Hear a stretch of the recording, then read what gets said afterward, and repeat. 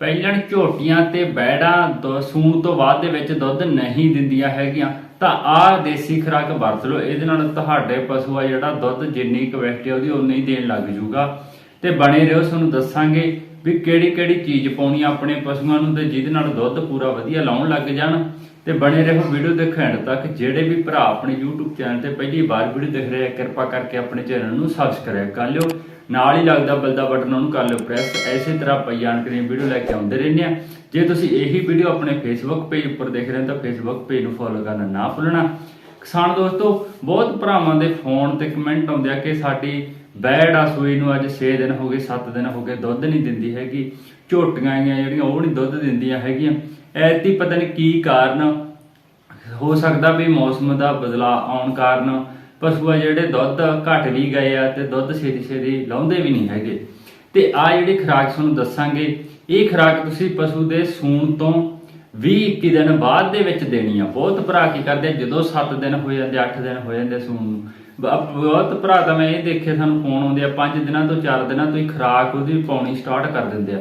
ਪਸ਼ੂ ਫਿਰ ਆ ਜਿਹੜੀ ਉਹ ਖੁਰਾਕ ਤੋਂ ਨਕਸ਼ਣ ਪੈ ਜਾਂਦੀ ਆ ਪਸ਼ੂ ਨੂੰ ਤੇ ਖਾਣੋਂ ਹਟ ਜਾਂਦਾ ਖੁਰਾਕ। ਫਿਰ ਭਰਾ ਫੋਨ ਲਾਉਂਦੇ ਆ ਕਿ ਸਾਡਾ ਪਸ਼ੂ ਖੁਰਾਕ ਨਹੀਂ ਖਾਂਦਾ ਹੈਗਾ ਖੁੱਲ ਕੇ। ਤੁਸੀਂ ਇੱਕ ਹਫ਼ਤਾ ਤਾਂ ਪਸ਼ੂ ਨੂੰ ਹਰਾ ਚਾਰਾ ਪਾਉਣਾ ਕੱਲਾ, ਮੁੜ ਕੇ ਇੱਕ ਹਫ਼ਤੇ ਤੋਂ ਬਾਅਦ ਦੇ ਵਿੱਚ ਖੁਰਾਕ ਸਟਾਰਟ ਕਰਨੀ ਹੈ। ਖੁਰਾਕ ਕਰਨੀ ਤੁਸੀਂ ਅੱਧਾ ਕਿਲੋ ਹੌਲੀ ਹੌਲੀ ਕਰਦਿਆਂ ਨੇ 15 ਦਿਨਾਂ ਤੇ ਆਪਾਂ ਖੁਰਾਕ ਪੂਰੀ ਕਰਨੀ ਆ। ਫਿਰ ਤੁਸੀਂ ਕੀ ਕਰਨਾ, ਜਿੰਨਾ ਦੁੱਧ ਦਿੰਦੇ, ਜੇ ਗਾਂ ਗੀ ਤੁਹਾਡੀ ਤਾਂ 3 ਕਿਲੋ ਦੁੱਧ ਮਗਰ ਕਿਲੋ ਫੀਡ, ਜੇ ਮੱਝ ਆ ਤਾਂ 2 ਕਿਲੋ ਦੁੱਧ ਮਗਰ ਕਿਲੋ ਫੀਡ। ਤੇ ਜਦੋਂ ਦਿਨ ਹੋ ਗਏ ਸੂਈ ਨੂੰ 20-21 ਦਿਨ, ਉਦੋਂ ਜੀਆਂ ਵਾਲੀ ਮੜੱਪਾਂ ਵਾਲੀ ਗੋਲੀ ਦੇ ਕੇ ਫਿਰ ਖੁਰਾਕ ਤੁਸੀਂ ਜਿੰਨੀ ਮਰਜ਼ੀ ਪਾ ਸਕਦੇ ਹੋ। ਫਿਰ ਉਹਦੀ ਦੁੱਧ ਦੇ ਹਿਸਾਬ ਨਾਲ ਵੱਧ ਵੀ ਪਾ ਸਕਦੇ ਹੋ, ਕਿਉਂਕਿ ਉਹਨੇ ਅੱਗੇ ਗੱਭਣ ਹੋਣਾ। ਜੇ ਪਸ਼ੂ ਲਿੱਸਾ ਹੋ ਗਿਆ ਫਿਰ ਗੱਭਣ ਹੋਣ ਦੇ ਵਿੱਚ ਲੇਟ ਹੋ ਜਾਂਦਾ ਹੈ। ਤੇ ਇਹ ਖੁਰਾਕ ਹੈ ਜਿਹੜੀ ਦੇਸੀ, ਇਹ ਤੁਸੀਂ 15 ਦਿਨਾਂ ਤੋਂ ਸਟਾਰਟ ਕਰ ਦਿਓ। ਨਾਲ ਤੁਸੀਂ ਫੀਡ ਵਧਾਉਣੀ ਹੈ, ਨਾਲ ਇਹ ਖੁਰਾਕ ਪਾ ਦਿਓ। ਜਿੰਨੇ ਤੁਹਾਡੇ ਪਸ਼ੂ ਦੀ ਕਪੈਸਿਟੀ ਦੁੱਧ ਦੇਣ ਦੀ ਉਨੇ ਦੇਣ ਲੱਗ ਜੂਗਾ। ਕੀ ਚੀਜ਼ਾਂ ਲੈਣੀਆਂ ਇਹਦੇ ਵਿੱਚ, ਆਪਾਂ 3-4 ਚੀਜ਼ਾਂ ਲੈਣੀਆਂ। ਇਹ ਗਰਮੀ ਦੇ ਵਿੱਚ ਦੇ ਸਕਦੇ ਆਪਾਂ। ਇਹਦੇ 'ਚ ਆਪਾਂ ਮਿਸਰੀ 200 ਗ੍ਰਾਮ, ਦੇਸੀ ਘਿਓ 250 ਗ੍ਰਾਮ, ਚਿੱਟਾ ਜੀਰਾ 200 ਗ੍ਰਾਮ ਤੇ ਇਹ ਚੀਜ਼ਾਂ ਜਿਹੜੀਆਂ ਤਿੰਨੇ ਤੁਸੀਂ ਲੈ ਲੈਣੀਆਂ। ਤਿੰਨਾਂ ਚੀਜ਼ਾਂ ਨੂੰ ਤੁਸੀਂ ਮਿਕਸ ਕਰ ਲੈਣਾ। ਪਹਿਲਾਂ 2 ਚੀਜ਼ਾਂ ਲੈਣੀਆਂ ਆਪਾਂ, ਮਿਸਰੀ ਤੇ ਚਿੱਟਾ ਜੀਰਾ 200 ਗ੍ਰਾਮ।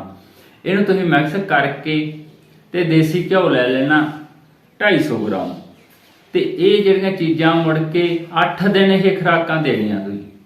ਇਹ ਖੁਰਾਕ ਤੁਹਾਨੂੰ 1 ਦਿਨ ਦੀ ਦੱਸਿਆ, ਇਹ ਖੁਰਾਕਾਂ ਤੁਸੀਂ 8 ਦਿਨ ਦੇਣੀਆਂ। 8 ਦਿਨਾਂ ਦੇ ਵਿੱਚ ਤੁਹਾਡਾ ਪਸ਼ੂ ਪੂਰਾ ਦੁੱਧ ਦੇਣ ਲੱਗ ਜੂਗਾ ਜਿੰਨੀ ਉਹਦੀ ਕਪੈਸਿਟੀ ਆ ਦੁੱਧ ਦੇਣ ਦੀ।